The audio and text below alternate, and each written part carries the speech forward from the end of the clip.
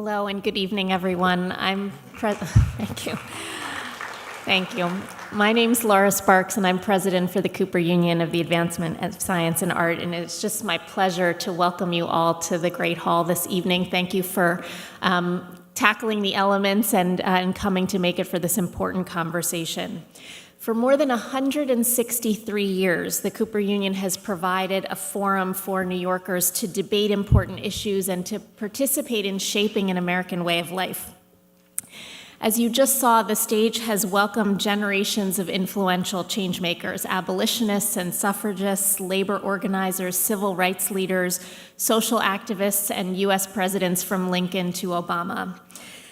Cooper was also founded on the belief that free and fair access to education is key for all and key to a vibrant democracy. We are today among the nation's leading colleges for students pursuing degrees in art, architecture, and engineering, and students who are really committed to realizing their potential as engaged citizens.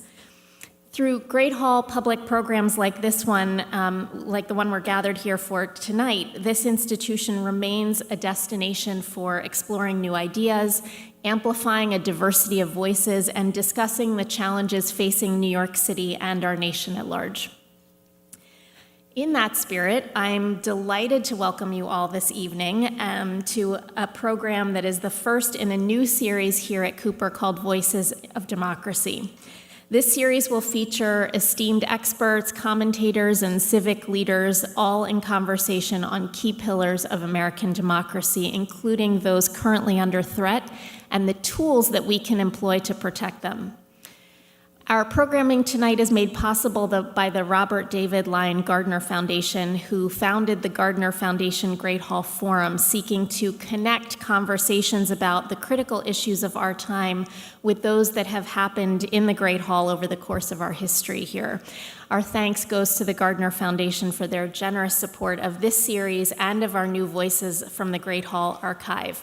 There's a web address in your program that will take you to a treasure trove of recordings, photos, and ephemera from Great Hall programs that span 160 years, and I encourage you to take a look if you haven't already. So now I am thrilled to introduce our moderator for this evening. We are so grateful to have her here as part of this discussion and as a longtime advocate for the interests of New Yorkers. Deborah Glick has represented where we are today, Lower Manhattan, in the New York State Assembly for more than 30 years. She's been a leading voice on issues ranging from civil rights and reproductive freedom to animals and the environment, the arts, and tenants' rights. Her recent legislative accomplishments include the passage of New York's Reproductive Health Act, for which she was the lead sponsor, the renewal of the Loft Law, which protects tenants of formerly commercial buildings, many of whom are artists, and the passage of a bill authorizing New York City to expand a life-saving speed safety camera program in school safety zones. Assemblymember Glick was the first openly LGBTQ member of the New York State Legislature and was a leader in the fight for marriage equality. Over the course of her 3 decades in Albany, she has championed numerous bills establishing the rights of LGBTQ people and couples and was the primary sponsor of a ban on the harmful practice of conversion therapy. She was also the primary sponsor of the Hospital Visitation Act, which established the rights of domestic partners to care for loved ones in medical facilities, and she has fought to pass bills to prohibit discrimination on the basis of sexual orientation and gender expression. Please join me in welcoming Assemblymember Deborah Glick.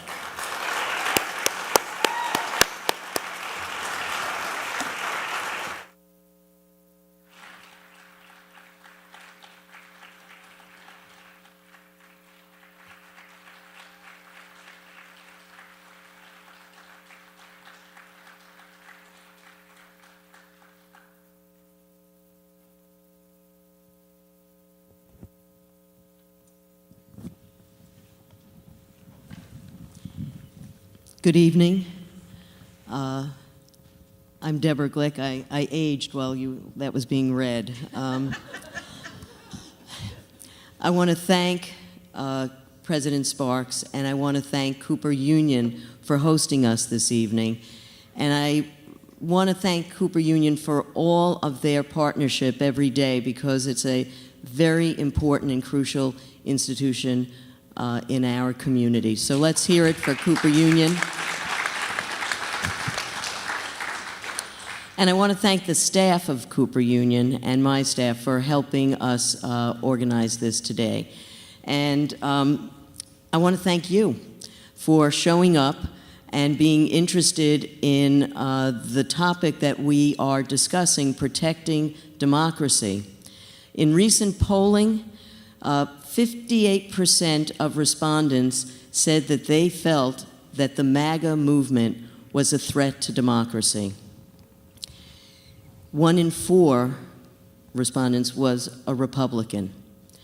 So we are here tonight to have this conversation with 2 incredible stalwarts fighting on every front to protect freedoms that we hold dear. We want to talk tonight about voting rights and voter suppression, and abortion rights and reproductive health care and freedom thereof. So let me just introduce, but before I say that, let me just say that the freedoms that we are concerned about have one thing in common, and it's about free choice, how we freely choose our leaders, and how individuals can live their lives, choose to live their lives freely without the interference of government, religion, or their neighbors' opinions. So I am also going to thank my guests for being here tonight, because without them we wouldn't have a show and a conversation. So first, Lizz Winstead.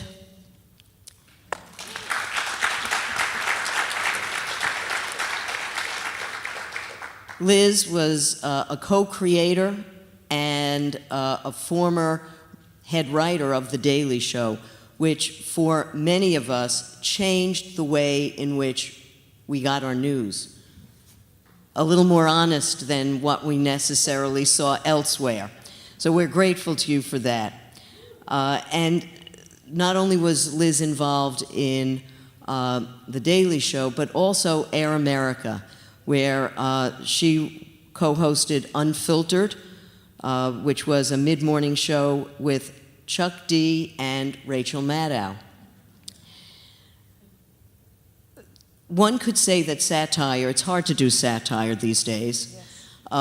But as one of America's chief satirists, Lizz is a standout for making it clear how absurd the times we are living in. Lizz continues to do stand-up, but spends most of her time with the Abortion Access Front, which is an inclusive New York City-based reproductive rights organization that she founded in 2015. And the front uses humor, anger, facts, big on facts, to expose the hypocrisy of the anti-choice movement and to mobilize people, most importantly, to mobilize people, and that's kind of what we want to discuss tonight, and co-hosts Feminist Buzzkills Live, which you should all tune into. So please welcome Lizz Winstead.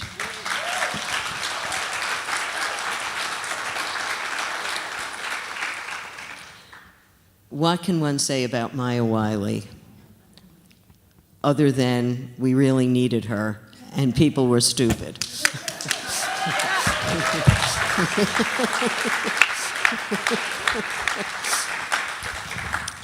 Currently, Maya is the president and CEO of the Leadership Conference on Civil and Human Rights and the Leadership Conference Education Fund. But before that, of course, Maya was a litigator with the ACLU and the U.S. Attorney's Office of the Southern District, and then she helped develop a criminal justice program for a major foundation in South Africa, And then while she was, just doing, thinking about things, she co-founded and led a national policy organization, the Center for Social Inclusion, which is now a part of Race Forward. But Maya also broke a ceiling when she became the first black woman to be counsel to the mayor of New York City, who shall remain nameless.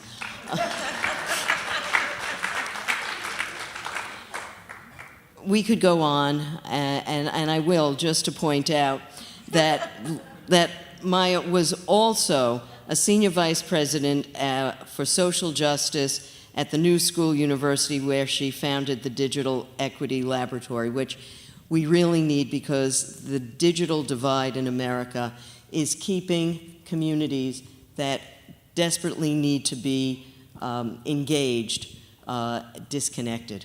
So please welcome Maya Wiley.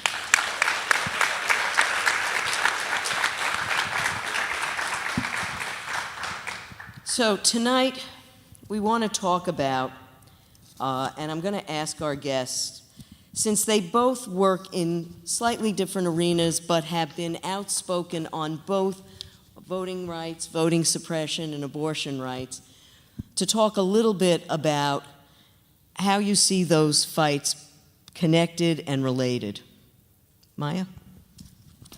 Woo, that's a question. So first, I have to say it is always wonderful to be with Liz. We were trying to remember, when was the last time I'm not going...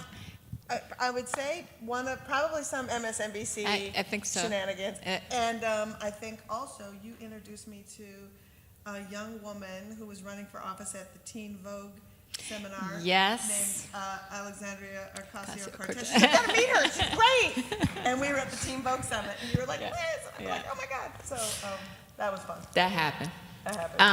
And also with the amazing Deborah Glick, who I think, as important as her introduction was, fails to fully capture the courage, the bravery, the principles, and the simple unwillingness to accept what is wrong in her long tenure in Albany. So, thank you.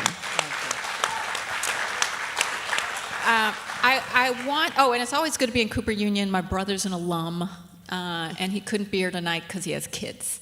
Okay. So I want to go back in time a little bit to closer. Farther. Liz needs my mic. Oh, I need to have my mic? Oh, right, Okay. I wasn't talking into it. Okay, talk into it next time, Liz. So historical note is so important for this conversation because how many of you all are deeply familiar with the Southern Baptist Convention? Show of hands. I see some hands going up. And for those who don't, Southern Baptist Convention is what it sounds like, Baptist, Southern, but white, and segregationist, unapologetically segregationist until the 1980s. 1980s.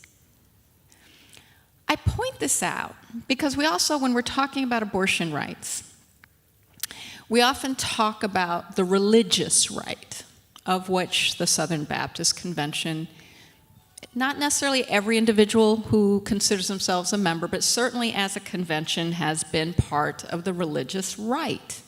And I will tell you, my mother grew up in the Southern Baptist Convention. So I know of what I speak. She clearly left. I don't know if that was clear to you, but she did. But the reason I elevate this history is because most people don't realize the Southern Baptist Convention had approved of abortion and had on its books the approval of abortion even after Roe v. Wade. And it wasn't until, I can't remember if it was 6 years or 7 years or 8 years, but years after Roe was when it decided to make abortion a moral issue and say that women and girls should not have the right to decide when and how they form families if they had an unwanted pregnancy. Now, what do you suppose happened that may have induced this change in position? It's called the Department of Justice Civil Rights Office, which then went and said, you know, your white segregation academies that you have, and K through, remember this is the 70s. You know, back in 1954, we said that was unconstitutional, so, you know, we got a problem with that, and we're going to start actually coming after you for that. And also after Southern Baptist University for refusing to integrate.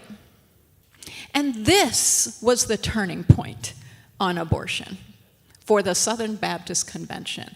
And so this history of both the relationship between overt anti-black racism and the attack both on gender equality and on women's ability to make abortion choices are linked. They're linked in our history. There's some who can go back farther than that, but I just use that anecdote. So when we're talking today about voting rights, we are also talking about women's rights, not just because obviously women come in all races, all gender identities even, right, if we're honest, all sexual orientations and gender fluidity, making things really complicated for some folks that want to live in 1868, of which I am not one. Really actually, you know, kind of using what we're seeing, an argument that actually started in the context of voting rights, right? So the argument in voting rights becomes, and has become, you know, it is somehow unconstitutional to take race into account. I'm oversimplifying here, but that's how we could simplify the attack on voting rights, right? And frankly, just in 2021, the Supreme Court said, you know, okay, Arizona's making it real hard for people to vote, and that's disproportionately impacting people of color, but just because it makes it harder for people of color to vote doesn't make it racist. Okay. But the reason this is so deeply linked is because then fast forward to Dobbs. I won't go through all the Supreme Court cases that have been eroding voting rights. That was just in 2021. Fast forward to Dobbs, right? And the literal and explicit overruling of a fundamental right for the first time in our Supreme Court history. The first time. It says, you know, we're not really saying women can't have an abortion or people who are trans can't have an abortion or whatever. We're just saying you have to go to the ballot box and make your voice heard at the ballot box and your state to decide whether or not you have the right. Oh, really? Because you just have all these opinions that just made both let stand decisions that made it hard, restrictive voting laws stand, and race discriminate, and gave a, literally I call it a get an election free card from the Supreme Court on things like gerrymandering districts to block people of color from having a full and fair voice about who they send to the State House or to Washington. So at the same time they're saying, we're not taking your rights, we're just saying that's a state's issue. Well, as a black American, I'm going to tell you this, and as a black woman, black all my life, I'm going to tell you this, that's states' rights. Yep. And what we understand from a context of race is states' rights means not your rights. State rights doesn't mean all of our rights. State rights means we have the opportunity and ability to decide who can and who cannot have power and choice and decisions and a voice and now even a vote about whether or not they have a choice. And that can translate to just say gay. That can translate to gay marriage. That translates to religious freedom. That translates to what we can teach in our schools and whether history is a part of it. It translates to every single measure of democracy that I think this series is going to measure.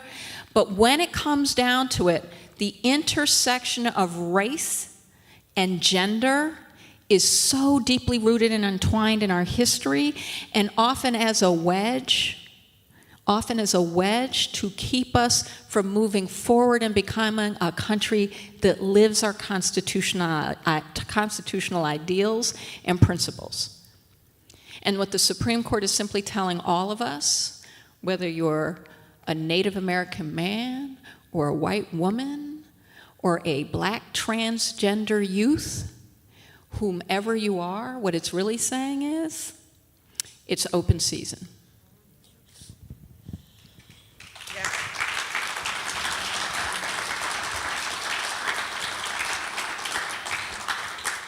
So, Liz. Yeah, no, I know. I mean, that was so succinct. But there's just everything that Maya said, and also thinking about, as we look at the devaluing and the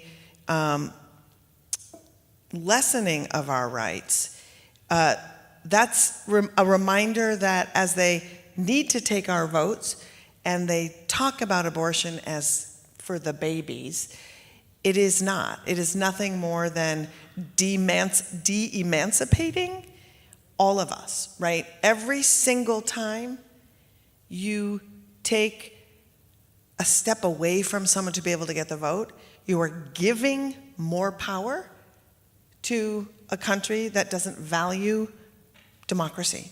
Every time you put a right upon a pregnancy rather than a pregnant person, you are dehumanizing that person. And so we are in the business in America of invalidating humanity that does not hold power. And most of our nation doesn't hold power. And the only way to make that happen is to keep the systems of oppression alive and to keep pouring that concrete down and to keep beating on us until we're too exhausted to fight back. And so I think hopefully by the end of this conversation today, Maya and I are tired, y'all. Like, we do a lot. Angry and tired. Angry and tired. We're not going to stop, but how we can mobilize in, nobody said there's strength in singles. It's not a thing. So really getting us all together to figure out ways that you can actually participate is where we're going to get to. We're going to be a little rageful first, but then we'll get to the good stuff.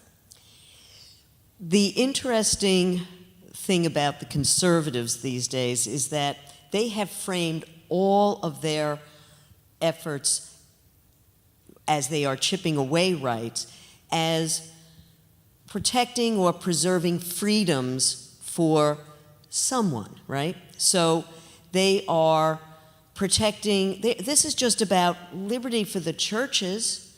This is about liberty for the unborn. This is about liberty for and the freedom of the parents and their rights.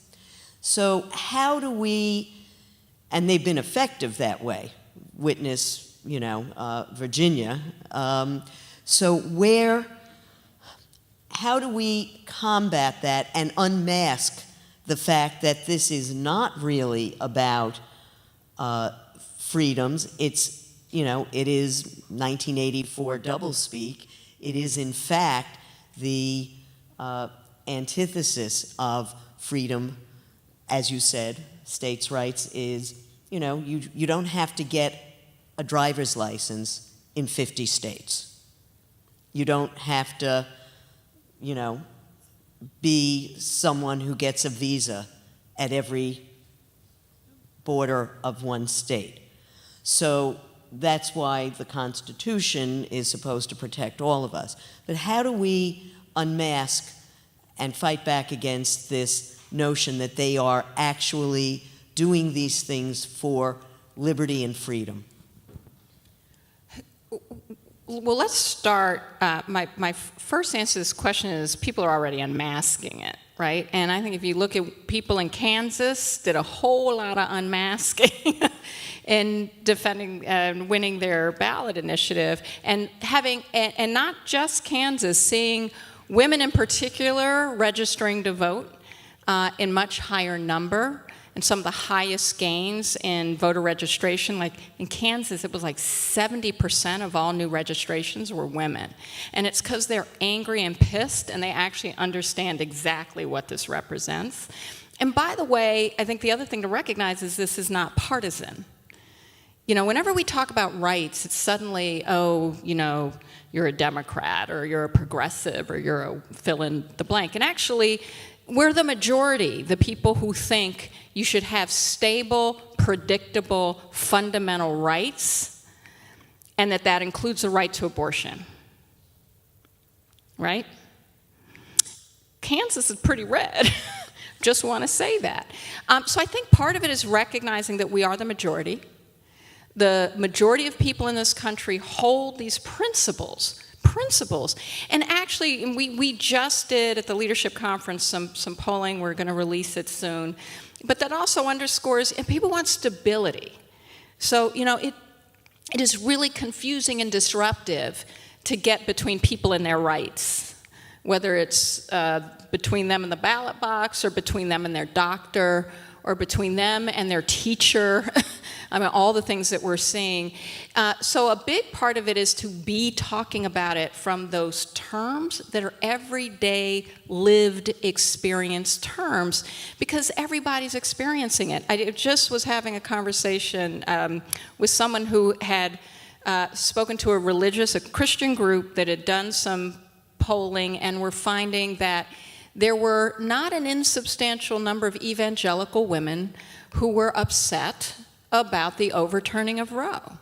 And as I go back to that history, not so surprising, right? Because guess who's having abortions? Everybody doesn't want to have a child. And who can afford it, or can get a doctor, or get to a clinic. And because that has been the experience of so many people, particularly women of color, I think we have to call that out. Women of color have had, the truth is, ever since Casey decision in the Supreme Court, women of color and poor women of all races have had a hell of a time getting an abortion already. And so, like in places like Mississippi, where the one last clinic is now closed because of Dobbs, right? And was a place women had to travel 2 hours to get to in many instances. So when we talk about it in practical terms of what it means, people are going to die. And I don't say that to be hyperbolic. I say it because black women are already dying at 3 to 4 times the rate of white women because of pregnancy-related deaths. So to tell them they're going to have less health care, to tell them you're going to actually legislate what their doctor can talk to them about, or whether they can even have the Medicaid gap coverage to pay for it, or all these other things, are things that actually more women are going to be experiencing, but women are going to die. And I just want to add to that 2 things. One, I'm thrilled that women are registering in record numbers on this issue, but the news story to me is men are registering in record numbers because they actually want to join the fight in the fundamental humanity of people who can get pregnant, right? So that is one thing, because just like everybody who discovered anti-racism 2.5 years ago, just as we were, right, learning and reading, and we have to be advocates. It's the same thing. Use those principles to advocate for women, everyone who can get pregnant, because we can't do it alone. Black folks can't do it alone.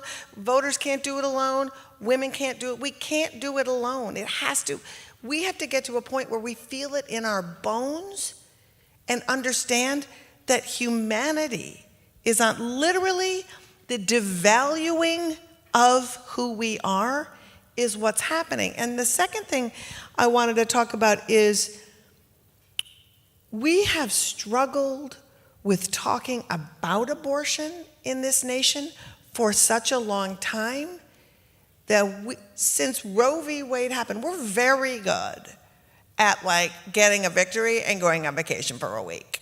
Like, oh, look at that. We're just going to take off for a second, you know. And we also are good at bringing a PowerPoint presentation to a knife fight. That needs to stop, right? We need to actually do some real fighting, like take to the streets.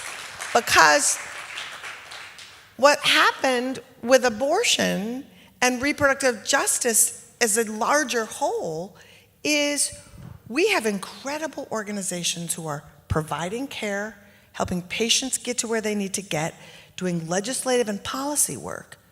But the movement is now finally coming with my organization, Abortion Access Front, with Shout Your Abortion, with people who are deciding we are looking at ACT UP as a model, disrupting, profoundly disrupting, acting like our lives depend on it. I think it's crucial.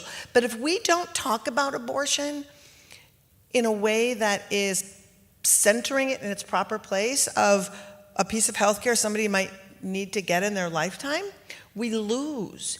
When we are saying things like, well, nobody likes abortion. It's like, I like abortion. People who have abortions like abortions. There is nothing moral or non-moral to say, I am pro-abortion. Abortion saves lives when someone needs to have it. But if we talk in euphemisms, you can't fight a fight if you can't say the word. So abortion storytelling, when someone has the power to do so, because we don't live in a place where everyone gets to have that power right at this point. But if you do have the power to do so, that's when you talk to the people who have been so steeped in shame. Evangelical people who've had abortions. So many people who've had abortions who can't talk about it because there's never been a place to do so. So as we transition from the silence into the loud and save space for where everybody's at with their own abortion story, we just need to tell those stories, because unless we tell them, and regular stories, right? Like, it is heartbreaking to hear about a 10-year-old in Ohio who can't have an abortion. That is Rape victim. Rape victim. That's awful. But that can't be where we start having morality plays on which abortions are good and which abortions are bad. And, right? There is no good abortion, there's no bad abortion. There's only the abortion you need. We need to be like real clear on that. And second, that's an unconscionable thing that like anybody should be horrified by. I want people to advocate when we don't need to be using those kind of stories, but we're just talking about that it's hideous to think that someone needs to have an excuse or a reason or any public acknowledgement of why they need to have health care. It should be un-American. Can I add one thing to? I think this is so many important points, and I want to. Part of what we have to do when we talk about it, too, though, is what is the natural flip side impact of taking away this fundamental right, which is one, the recognition that most women who are seeking abortions are mothers. Yes, they're 65%. mothers. They're mothers. Yeah. They're not. So they're making decisions about what's best for their families. So who gets to tell a family, any family, what's best for your family? Yes. Because when you put it in those terms, it's also about exactly what so many people who may choose not to have one and should have the freedom not to have one, right? And make whatever choices they want. But at the end of the day, what you're saying is, it's not for the government to get between you and your spouse or your whomever, or to tell your family what the right decision is for your family, or to tell your doctor how to manage your health care. Because that is so deeply fundamental, and it's really why it's not just abortion, in addition to all the other issues that it's framing out to come for. And you know, Maya, I just wanted to just say, if we truly were a country that valued children, we would value all pregnancy outcomes. So a 16-year-old who's pregnant and whose moral being says, I want to raise this baby and become a mother, we provide resources to help that person thrive.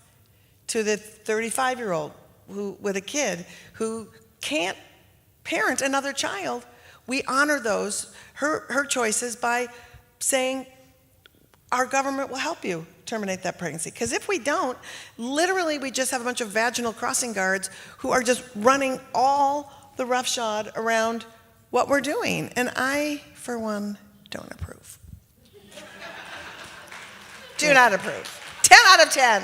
Do not want that.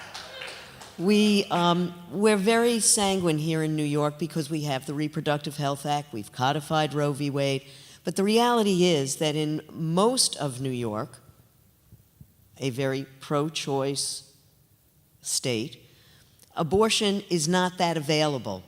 And so while we've talked in very broad terms about, well, it's very difficult for somebody in Mississippi, there's one clinic and they have to travel and there are all these other restrictions and they have to wait 3 days, and the reality is that's true here in New York for many people. But Liz, I want to ask you a little bit about whenever I say abortion access front, I want to say abortion action front. So it's very hard for me. But your organization travels across the country to assist independent clinics that are on the front lines in very hostile locations. Mm-hmm. So I want to ask you a little bit about how do you identify these clinics, or do they find you? And is there any commonality in terms of the states where we see voting rights being restricted? And how does your organization respond?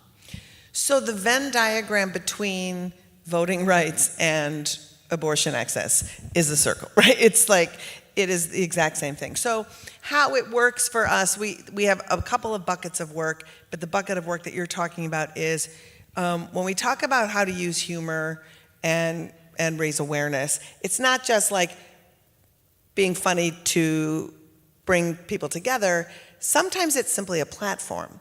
So when we travel and we belong to organizations, we reach out to every single clinic and the activists in those towns. So we'll go into the town, do a comedy and music show, and incorporate conversations with the clinic and with the local activists in the show. So it's not like, and now it's the activist portion. It's like, we're going to have a conversation like this. That's really down to earth. That's great.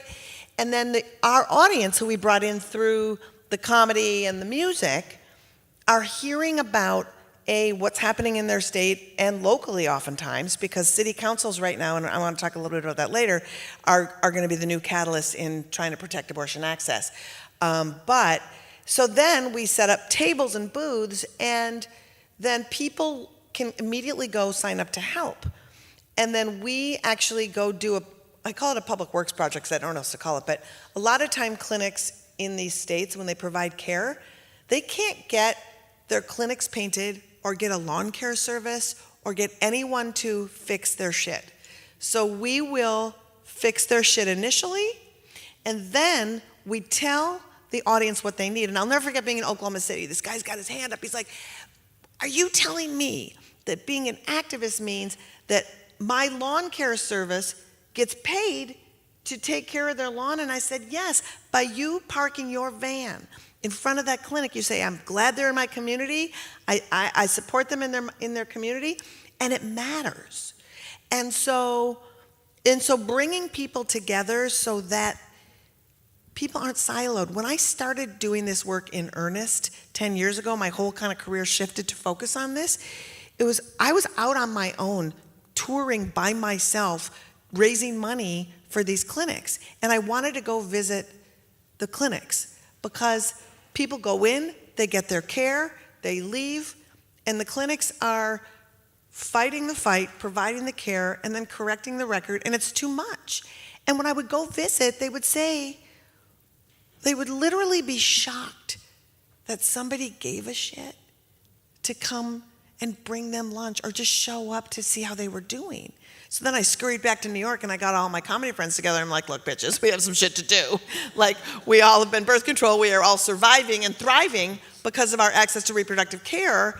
I want to do this sort of cross of like, it's sort of like a cross between USO and Habitats for Humanity, you know, for these clinics. And it's really grown. And then something that bore out of that that's pretty astounding is we developed so much community with the because we stay in a town for 4 days. We'd get to know the activists, and they're the frontline folks, the people escorting at the clinics, the people who are like on the hotlines. They really know the anti-abortion people who are outside of their clinics. They know them by name. They get to know them. What we discovered in touring is that folks in Mississippi thought some of the people were locals, and then we'd go to Alabama, and they'd say the same names. So we were like, wait, so we were like, they're traveling, let's get this collected, these names. So over the course of the past 7 years, Abortion Access Front now has the largest anti-abortion database in the nation. And when January 6th rumblings started happening, we started infiltrating their Facebook pages in about 2019, joining their churches, following them, and with fake accounts. Just saying. When the rumblings started happening, we were following certain leadership, and we pulled down videos, and we busted 30 anti-abortion extremists who were part of the insurrection and turned them over to the FBI. So through the course of that, we're also doing security work, and that Venn diagram, shockingly enough, also a circle. I'm not going to say what I was. Did I answer your question? Well, yeah, I think so. I think that more than answered a question. Okay. It answered a question I didn't have. If we could just go back a little bit to what the Supreme Court has done around voting rights. For years, and some counties in New York State and in New York City were part of what was the 1965 Voting Rights Act. Section 5 said, you know, if you have had a pattern of discriminatory practices in restricting people's ability to vote, you make any changes in your voting rules, the Department of Justice wants to take a look first. And that was called pre-clearance, before you could enact what you had, you know, cooked up in the back room. So 2013, Shelby v. Holder goes to the Supreme Court, and the Supreme Court said Section 4B that organized the formula of how you could identify the jurisdictions that would come under Section 5, well, that whole figuring out that formula was unconstitutional and thereby made Section 5 inoperable. So what are the many, many ways in which people's rights are abridged? And did it go beyond those jurisdictions that had been impacted by Section 5? This is a big question, y'all. So let's start by saying there are so many ways that people's ability to get to the ballot box and submit their ballot are being blocked. And it's everything from voter ID, restrictive voter ID laws, where you say you have to have a state-issued ID, and you have to show that state-issued ID at the polling place in order to be able to vote. Or that was a big one, and that really started in 2010 in earnest. So this is before Shelby. This is before the Supreme Court said, we're going to start gutting the anti-discrimination laws. But the reason that voter ID laws became a thing was, one, because you had the money flowing, a lot of corporate money, big wealthy dollars, people like the Koch brothers, not exclusively, pouring in, but because corporate dollars as well, pouring into ALEC as an organization that was telling states what laws like restrictive voter ID laws, they could pass. And the only reason to do this, right? And I call this the big lie, the big old lie. Because the big lie from 2020 did not originate with Donald Trump. Did not. It started in earnest after Barack Obama won election in 2008. Yep. And it was racialized. It wasn't a race-neutral argument. It was these people who aren't in our country lawfully trying to steal it from us. So very subtle but explicit language about othering immigrants. And all of this, but there literally were some who would say be the state Republican Party chair, who would be quoted saying, if we just make it harder for black people to vote, Democrats will lose more elections. Because you could literally discriminate just based on the fact that you could demographically identify likely Democratic voters. I'm not saying this to be partisan. I'm saying it because they're news stories and I can back it up with fact. Parties are often the ones, if anyone's trying to steal elections, it's parties, it's not people. It's not the voter, it's the party trying to rig the machine or the system. And that's what we've seen. But it's been used, so it's not just restrictive voter ID laws, but this was the precursor to Shelby.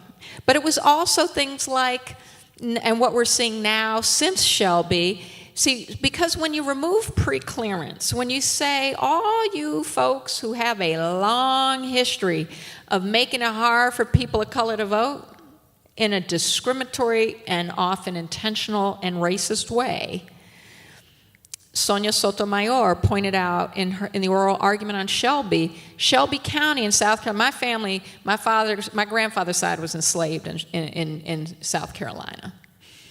South Carolina, where Shelby County is, Shelby County had over 200 election changes under preclearance leading up to this decision where the Supreme Court says, you know, this formula doesn't seem fair anymore because the formula was made so long ago. How do we know if these are still discriminators?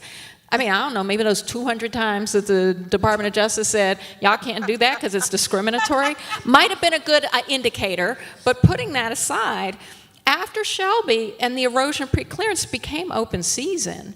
Because, see, the thing is, what the Voting Rights Act did was say, you know, it's too late. We can't fix the problem after you've taken someone's vote and changed the outcome of an election. We can't fix that. We can't just give you money. There's nothing we can do. So we have preclearance to say, you can't create a harm we can't fix.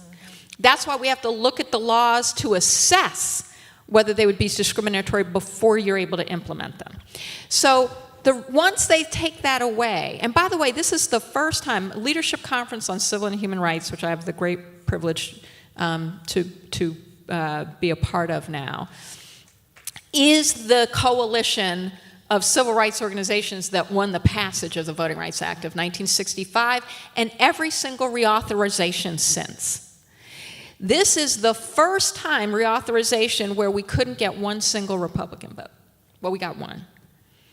It was always bipartisan. And in fact, under George Bush, it was something like 96 senators who supported reauthorization. So I just want to say that because when we're talking about the attack on democracy, we are talking about eroding even the belief that we should protect people from discrimination at the polls. So I won't go through all the other ways, but just to say now, since Section 5 was struck down, it became not just open season in the places that traditionally discriminated, it was a signal to other places, yeah, let's try this. So you have all kinds of, just in the last year, you had 18 pieces of legislation pass, making it harder in different ways for people to vote. And it affects the elderly. It affects people with disabilities. It affects people who live on Native American reservations, and it affects people in rural areas.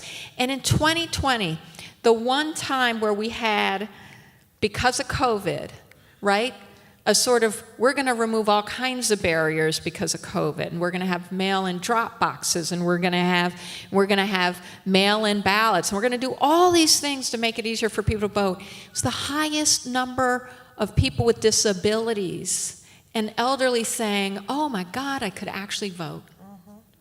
And if we don't remember, I say this because all of the barriers that we're erecting, and so often targeting communities of color, do not just impact communities of color. We make it harder for all of us when we do this. And Georgia has now perfected it by saying, and it's not the only state to do this, but by now, and this is what Stacey Abrams sued on, and just lost her suit. But where if I'm registered to vote as Maya D. Wiley, but when I go to the poll, I sign Maya Wiley, and I leave out the D, they throw it out because it doesn't match. Because it doesn't match. So I'm just saying that because the numbers of ways that we've really reinstituted what used to be the poll tax, what used to be the tests like name every judge in your county, all these ridiculous rules to make it harder for people to vote who are black or Latino or Native American.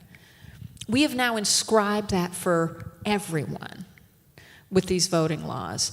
But I will say this, and tomorrow is the Supreme Court argument that may take the rest of the voting rights away from us, of the Voting Rights Act, Section 2, which said in Alabama, and this is the other way, gerrymandering, but what Alabama did was we had a growth in black population in Alabama, almost 90,000, greatest demographic growth in population in Alabama was black folk. Black folk were already like a third of 25% of the population. Black folk are almost 30% of the population now. And they have relegated black folk and done what we call cracking, which means you're breaking up black community, and in order to assign parts of black community to majority white districts. And the reason that's called cracking is because you're breaking apart the ability for folks to vote in a way that maximizes their political voice. That case, where now there's only one congressional district out of 7 that has a black representative in a state that is 1/3 black, will be argued before the Supreme Court tomorrow. You know, and all the communities that you've mentioned who are marginalized by this, I often like to talk about Citizens United together with this, right? Because as they strip away our rights, they have to make sure we can't mobilize to get our rights back. And so as corporate greed adds to environmental destruction in communities, as we look at all of that, every single way that you can destroy lives in order for corporate profits to happen, they have to make sure you can't vote against that. And so just adding all of those things together, I mean, I'm literally just waiting for them to say, well, if women want to vote, here's the new rule. We're going to tie a rock to your leg, throw you in the river, and if you float, you can vote. We'll call it the floater voter bill. It'll be great. Let's just see how it works. Because, I mean, it's like, let's just replace the voting boxes with our composting. But if your vote has any food stains on it, we'll disqualify it. I mean, it sounds not that crazy now that I say it out loud. Are they doing that? Actually, is she kidding? I don't know. Maybe it's true. Going it's happening. I don't know anymore. So one quick fact on this point of dark money. $1.6 billion going through literally to gerrymander the courts. Mm-hmm. On that happy note, we're really just brightening up the room. While the Dobbs decision was something that many of us had said for years, for some reason you could not get Democrats or left-leaning independents to focus on the Supreme Court. While Republicans were laser focused, and they understood what, and then, a little finagling around, well, it's an election year, you really can't seat, Merrick Garland just really, he cannot, we don't have time, you should. And then, a couple of years later, it's like, hey, it's a minute and a half before the election, and let's stick Amy Coney Barrett on the court. So we saw all of that. But has Dobbs, we saw in Kansas a shocking result. So, Liz, has Dobbs energized more people to contact you? Is there more activity related to protecting clinics as a result because they're, on the endangered species list? Have you seen that? And what responses are you hearing from people? I mean, I'm always in a state of fury and enraged. Doctor tells me it's not good for my health, but nonetheless, I think it's good for my politics. So, what have you been seeing, and have you seen the media response? Because you know that the media has ignored women and their concerns for years, but they are the way people get information. So have you seen that galvanize at all?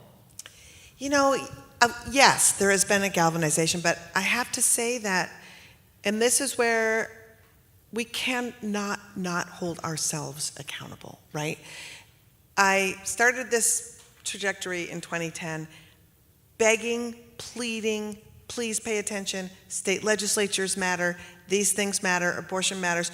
When I decided to do this pivot, I literally had progressive men say to me, and this is an exact quote, "Why are you going into the woman ghetto?"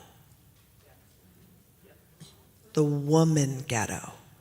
Like, it has been an issue that has been, we've been told by every faction of people who are our allies that it's a wedge, that we're a problem, right? So now we're at this point. Now it finally happens, right?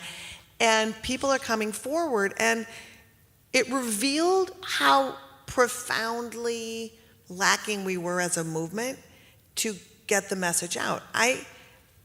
Everybody said to me, I don't know what to do. I don't know what to do.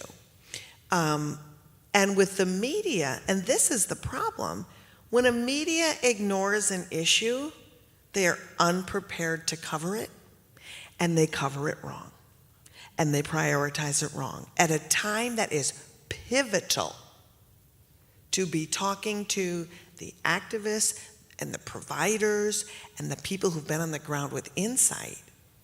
They're talking to generalists who read the same news article somebody else did. They're not talking to people who've had abortions. They're not talking to reproductive justice leaders who've been telling us forever about the carceral system and pregnancy and how that's going to all play out. And so, and even just like refusing to hear when we talk about reproductive issues, it's crucial to talk about women and all the other people who can get pregnant. It's vital so that we're inclusive in our language and we're centering who's going to be most affected. But if you have ignored an issue in the media and only talk about it when it's the sensational touchstones of Alabama and Georgia and then Dobbs and the leak, it's been wild. And the thing about being so intensely involved and working on the ground for so many years is the day the court said they were taking up the Mississippi case, Abortion Access Front said, that's the end, and we need to have a plan to prepare people for what to do when that happens.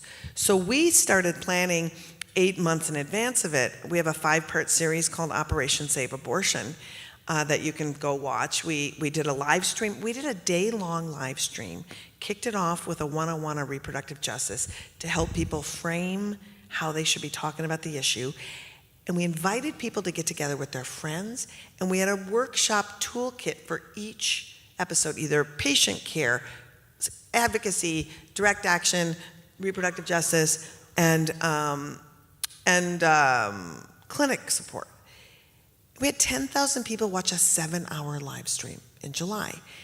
And then we divided it up so you can watch it now in bite-sized chunks. But we say to people, treat it like a book club now, so that you can, A, immerse yourself in all the different ways there are to become active with what your capacities and abilities are, and then decide for yourself where you want to hang your hat, what feels right for you, what's going to keep you in this fight and in this moment. Because one thing that we've learned forever is this needs to be a forever thing, because patriarchy doesn't take a holiday.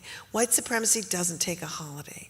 We are living at a time where it is constant and ongoing, and everybody needs to be active in their way, always and forever, because that's the way the world is now. And so I highly recommend doing it, and I highly recommend finding that group of people who are going to keep you accountable to do it, that you enjoy being with. This is part of our lives now. It's not something else we do. Just to say to yourselves, I can no longer have a party anymore. I have to have a party, and then we're going to do a thing at the party, right? It's no longer Halloween. How am I going to get active on Halloween? Like, just always incorporate a call to action to a thing. I have no time for anybody. Like, I really just won't even go to a thing if there's not a call to action. I don't have time. But I think that's the way we got to do it, right? And so people have come forward, but it is shocking and sad that the overwhelming thing I heard was, I don't know what to do.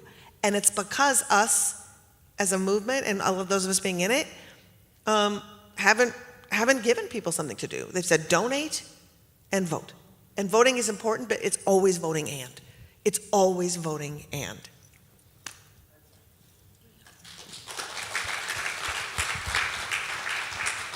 We have seen in the last few years it's hard to articulate the feeling I have about the Trump administration and what was the worst thing. I thought during the Bush years that it was like, well, the worst thing he did, but no, that wasn't the worst thing. Now this, and I'm going through that again, but I think for me, always being angry is the thing. I don't want to be angry, but I have to be angry. And that's the Trump legacy, is that they are out making people angry and fearful. And so we have to be angry and fearful. What is concerning is that we have election officials who are not willing to be election officials anymore. We have election deniers on the ballot in many states. And for those of us who've cared about reproductive freedom, we have had anti-abortion violence for decades. And so that is a common thread, and you pointed out that the insurrectionists were, in many instances, anti-abortion activists. What can we do to make people confront that? Because people, once things get violent, you're going home. You don't want to be involved in that. But what are the things that, and you said something about local councils stepping up and passing laws. So buffer zone laws that have been passed. Could you talk a little bit about that? Yeah, I think some of the, and this is why, you watch those like wacky kookadoodles at the city council meetings. I don't want CRT taught in my school. And I'm like, I'm sure your third grade child is not quite at the level of college age, but whatever. Law school, right? College. Yeah, law school. And it just feels wild. But so what's going on in city councils are a couplefold, right? So they are giving access to these fake abortion centers, crisis pregnancy centers, allocating city funds to them. But the thing that we need to be looking out for, and this is why it's really important for folks to And this is one of the things that the local activists are doing on the ground, is activating around city council meetings. So the clinics that have been closing in other states are trying to move to states that have more progressive abortion laws. At the same time, they want to move to areas that are going to be servicing the most marginalized communities, so they don't have to travel as far. Well, some of these cities are in counties that are hostile to abortion, right? And so if a city council gets wind of what's happening, and they get wind of a lot of stuff, they're declaring these towns sanctuary cities for the unborn. And so they're banning abortion in their cities. So if they get wind that a clinic wants to come to X, they'll lay in wait, and maybe that clinic is thinking about buying a building. And maybe that clinic puts the money down on the building, and then they pounce and have the law, so that then people have to retreat and figure out a next step. So, and there is an activist named Mark Lee Dixon from Texas Right to Life who is traveling around the country creating sanctuary cities. He's created, I think it's like 27 or 28 of them so far, mostly in Texas, but now expanding into Louisiana, Oklahoma, Florida. So this is something to really watch for, and that's why like these local elections really matter. You forget about it, and then it's like they can really do damage in where you think can happen. And then forget about a federal abortion ban. There is no states that help at all. If there's a federal abortion ban, I'm going to lose the House and Senate. It doesn't matter what New York wants to do now. There's a federal abortion ban, so we need to think about those things too. I want to complicate this a little bit. I know. Oh, good. I know. I mean, one is just on the action side is to recognize, and you said it earlier, Liz, which is Dobbs actually has activated a whole lot of people, not just women. And first of all, it's not just women who are impacted by Dobbs. I mean, literally by abortion access, right? I want to say that to be inclusive, but also because the clinics themselves provide care that is not just abortion, right? So it is health care that people are being denied when clinics are forced to close or move. I wouldn't let anyone get away with calling these sanctuary cities. I wouldn't let anybody co-opt that language, because really what they are is handmaid's tale cities. That's right. And that's what we should call them. But the point on this as access to health care is really important, because of all the people, when we were marching in Pride this past summer, because the Pride Parade organizers said, we want Planned Parenthood, we want NARAL, we want all the organizations, and by the way, all led by women of color right now, to be at the front of the parade, because this is also what protects things like access to gender-affirming care.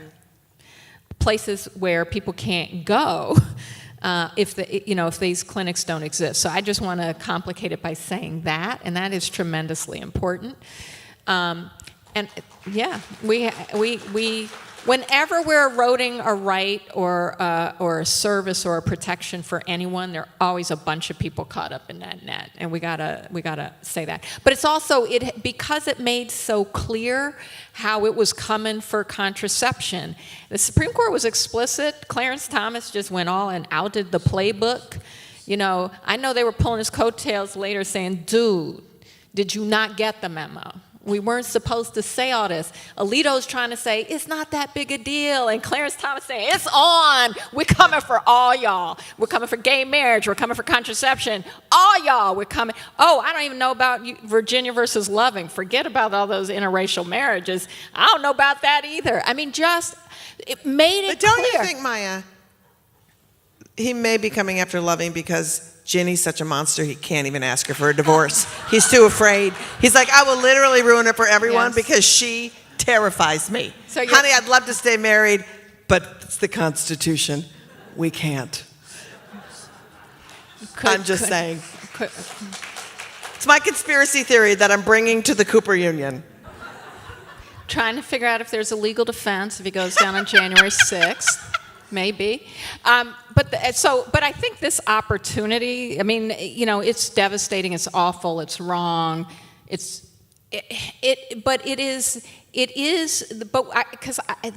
the problem, I come from a community where violence, because you try to do things like vote or go to school or or travel across state lines, is the norm. Okay? And that violence translates, whether it's policing and all kinds of things today. So I think part of what we have to do is remind ourselves about is hope, actually. And I am angry. I'm not going to lie to you. But it's not just being angry, it's actually recognizing we are the majority and we have the power, and that's why the money's got to roll dark. It's got to roll dark because we're the majority. Yes. It is why they have to kind of try to bury the lead, you know, and why they messed up with Dobbs. Because if they were being smart with Dobbs, they wouldn't have overruled Roe. They've done a fantastic job about taking our abortion rights without overruling Roe.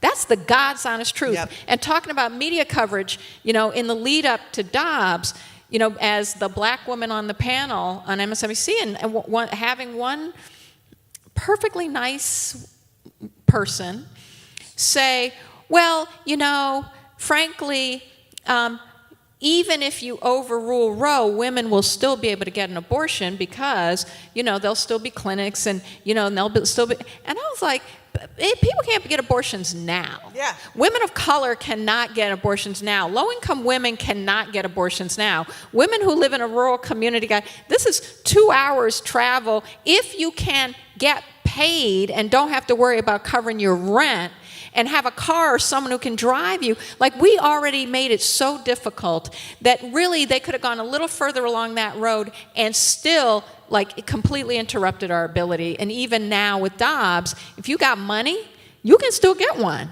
That's the God's honest truth. So unless we start to realize, but the truth is they got to bury the leads. They went too far with Dobbs. It became an organizing opportunity, not just to organize women, but to actually organize across gender identity, across class, across race, because so many people saw for themselves something that touched their lives. And the calls to action, I want to say, on violence, we also, because you're completely right about violence at abortion clinics, but we've also always had violence around people of color trying to actually get their rights protected. Or hold a government or others accountable for violating their rights. And what January 6th has done, and we're seeing it in election protection, I would say call to action is sign up to be poll workers. Powertothepolls.org. We already have, there's a county in Texas where all 3 election administrators quit because of the death threats, where it is an act of resistance to be a neutral, non-ideological election administrator. And election protection, signing up to do election protection at the polls. Not if you're attorney, yes, and there are lots of places we could direct you. If you can go to And Still I Vote, and we have on that website, there are links to other ways to get active. But in addition to that, helping people understand, everyone here can volunteer to help people understand what their rights are in terms of voting. Because so often the way that they're keeping people from exercising that right is by making it so difficult to understand. So if you're a returning citizen with a felony record, understanding how you go through a process to get your vote back lawfully, we've got Governor DeSantis has the, you know, criminal entrapment forces going around, basically entrapping people into voting when they can't. I mean, but all these things are things we can counter just because we bring our attention and time to helping where we have time and how we have time to help people understand what their rights are around voting. And if we make that connection, because I think all those are important ideas, but make the connection between what the other side has done is recognize where power is and how, if you're in the minority, you can manipulate it. So what we have to remember is we actually are where the power is because we're the majority, and we have to use all of our power to help other people have and know what theirs are. And then eventually we win. Yeah, and I just want to add to that too. As we talk about the extremes with where we're going with access to voting, with access to abortion, part of it, and this is where we have to be vigilant, is when they repropose a 15-week ban or some compromise on voting, that's not normal. That shit's not normal. And what they want to do is try to normalize suppression to where it sounds like it's okay. 15-week abortion, okay, that's not okay. Someone should be able to have an abortion when they need to, at any time they need to have their abortions. Because abortion, again, is what? A moral healthcare choice. So, and it's the same with voting. You create this, what seems wildly horrible, so that you can back into something that's still profoundly oppressive. And so we have to just really be making sure that we don't allow that. We don't compromise on people's fundamental rights. That is not who we are. And how we select who the people are, whose rights we get to chip away at, who gets to pick that? That's just unbelievable to me. So just remember that. If it sounds normal, it probably isn't when it's coming from them. Speaking of what is not normal, is for many years, but increasing now, I suspect, the fake clinics. They call them crisis pregnancy clinics. But what they really are they falsely advertise. They make it seem like, and they are usually promoted by a religious organization. And they advertise and are located usually in communities of color, immigrant communities where people don't have resources, and they advertise free pregnancy test. So you're going to get something for free, and you think, well, you're going to get health care, right? But these clinics then subject you to all manner of horrible videos or badgering or what have you, and any delay in getting health care when you're pregnant is a problem, even if you want to keep the pregnancy going. So that is, I'm very pleased that my legislation was just signed on this stage this summer that will require the New York State Department of Health to do a survey. But the reality is that how do we get people to know that these clinics are not only denying you health care and trying to prevent you from having an abortion, but are actually, in many instances, lots of people have problem pregnancies, and they need to see a doctor. They need to see a nurse practitioner, a midwife. They don't need to see, Sarah Jane that, has, I don't want to be sectarian about it, but, the rosary is hanging out of the bag. So what do we do about them? Funny you should ask. We have a program called Exposed Fake Clinics that we started about 5 years ago.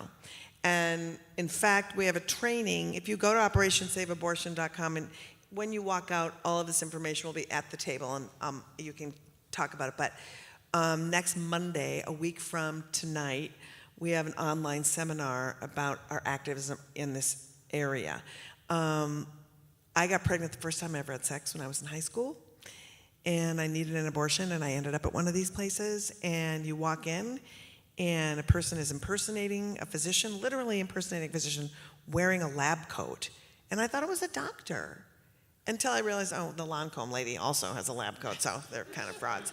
But they show you the pictures, and they shame you, and I was so scared, and I was in an abusive relationship, and I didn't know how to get out of that relationship. But I knew that I was not having a child with this person, because that means I'm never getting out of the relationship. There's things you know and things you don't know, right?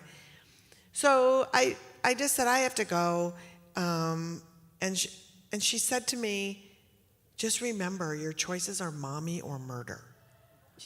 To a 16-year-old person who feels lost, feels afraid, no question of my circumstance, anything, right? And they're insidious, these places. And just to give you an idea, unlicensed ultrasound technicians, you can be an unlicensed ultrasound technician.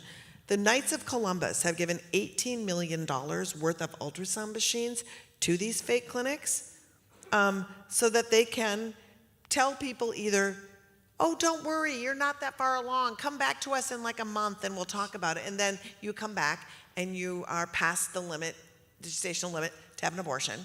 Or, oh, you're very far along. You can't have an abortion now. They go so far, these fake clinics, to create a official looking document that they have a patient sign that says, if I'm ever to walk into an abortion clinic, do not give me my abortion. And they will fax these documents to clinics. And the person thinks they've signed a document that has legally bound them to not terminate their pregnancy. And so there's so much trickery. And it's just like, just say, you are here because you're going to try to talk people out of abortions, and that's your jam. Just say that. But they don't say that because no one's going to go there. Because you know what? When people decide to have abortions, they're resolved in their decisions. They may have feelings about their decision. They may go through a process. But the number one feeling that people have after they've had an abortion is relief. That is a study that has been done, a very large peer-reviewed study. So when you have to fool someone who you don't know, who's coming to you in possibly one of the most profoundly intense and scary times of their lives, and your whole fucking operation is set up as a grift, that is some bullshit. So exposefakeclinics.com, find out, let's fight them. Anyway. Yeah, that's and one thing I think that's great and so important, and I am going to go back to some of the great work that reproductive justice groups are doing. Yes. So this is because one of the things that's really important is also understand culturally competent support and intervention for communities of color. There are lots of great groups, but one of the things that is so powerful for countering disinformation, which is really what this is to also be supporting the local groups that work in community and actually work to educate young women and girls in their community to also be talking to other women and girls in their community. Because the word of mouth, because as we all know, for so many women, no matter the age, but particularly for young women, and it is terrifying and scary, and is you talk to your friends, you talk to your peer group. My daughter has accompanied some of her friends to their abortions, right? But they're in New York City. So it's easy to find the Planned Parenthood, and to Deborah's point about not every community in New York, but even that, it's scary and so they're going to peers to go with them and find where to go and navigate the system. So we really do have to create and support the word of mouth for the folks that won't go online or who don't know or where those resources are, but also are really looking for intimacy. In the civil rights context, we have freedom schools where the women in the salons were trained in order to have clients who come in, and they actually ran the training seminars on how you could beat all the barriers to voting. So it's kind of a similar model to really having that kind of community-based network, especially when we're able to support the reproductive justice community that often knows where and how people are trying to do the disinformation to get women and girls to the wrong place. And I want to just double down on that because I just want to say we have just a few minutes. Shoot. Okay. So I want to make sure that we get an opportunity to put up your information because we've terrified you. But you turn on the news or you read a newspaper and you're terrified. But we want to also share with you resources and things that you can do and that you can connect to. So I think All we right. should be putting... So there's me, OperationSaveAbortion.com. It's get the information out there. And also just the reproductive justice piece is very important. And we have 4 incredible reproductive justice leaders talking on this, because if you don't have that community, and that's what they're breaking up in when we're talking about abortion and we're talking about how you can lead and learn and talk and be in community. Those bounty hunting laws, all of that stuff is a way to have a chilling effect on those conversations. So I just wanted to say that. So Operation Save Abortion, our podcast, Feminist Buzzkills Live, if you're like, oh my God, it's too much information, it comes fast and furious, how do I find out stuff and get a call to action? We got you. It's a very great podcast. We break down all the news of the week. We have great expert guests, and then we have comedy, and we have a lot of swearing and fun. And then we have an Adopt a Clinic program, which is a sort of a mutual aid program for clinics, escort programs, and activist groups who are in communities that need support, whether they need hand warmers in the winter when they're escorting. What do clinics need? What do activist groups need to keep them sustained? Again, gather with your friends. Think about adopting a clinic. We have wish lists on our website. You can pick a wish list and you can adopt those clinics and help them with their needs. And so any other thing that we do, all the stuff is out at the table. And we also have cool shirts out there for sale. So donate, pay attention, do it all. And there is a table out front, so if you didn't bring a paper and pad. And Maya, I think you... Yeah, I didn't do a good job like Liz did in bringing the websites, but we have some of them. So, and stillivote.org is a portal where you can get access to information about whether you can register, how, but also get engaged in the fight for voting rights. We also have powertothepolls.org. We partner with Power to the Polls. They've been organizing folks to become poll workers. As I said, it's also about the administration of it. But if you go through either of those, we actually as a coalition have not all, I shouldn't say that, but have major rights groups who've been working on abortion rights as member organizations. So we can obviously help connect folks. I think you know most of them. We're amplifying a lot of what folks are doing as a coalition. But I also want to just shout out and name some of the reproductive justice groups being run by women of color that deserve a lot of time and attention and may have their own, which Sister Song, National Latina Institute for Reproductive Health, Black Women's Health Project. There are others, but I'll throw that out just initially. Black Mamas Matter is a very good one. And Sister Reach. Sister Reach. So there are just a number of those reproductive justice groups that deserve some attention and support, and you can usually find them. And I'll figure out if our team can also do a better. Yeah, if you have a link. go to OperationSaveAbortion.com, They're all 4 of them speak, and also we have part of the exercises is we give you a list of every single person Maya said and then some. Follow them on social because they are all great and will help guide you in those places as well. I think the important thing is that the message that we're trying to convey is that this is all hands on deck. And not for this week, but this is all hands on deck because, why did I get into this many years ago? Because I didn't want future generations to feel the isolation that I felt when I was only in my own head.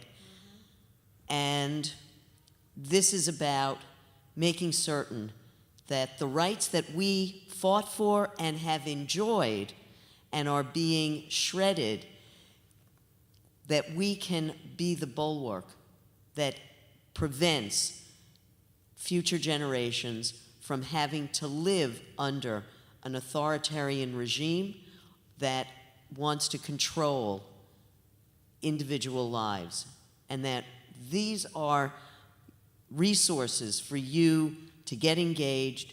And there are also local organizations that are active in our own community.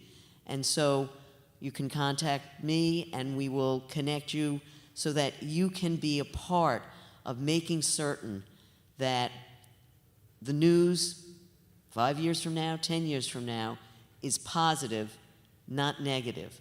And so I want to thank everybody for being here. I want to thank Cooper Union again for hosting this and live streaming it. And I want to thank our guests who are inspirations, who are incredible leaders, and who are icons and idols of mine. And the amazing Assemblymember That's Deborah right, Glick. Deborah Glick. Yay.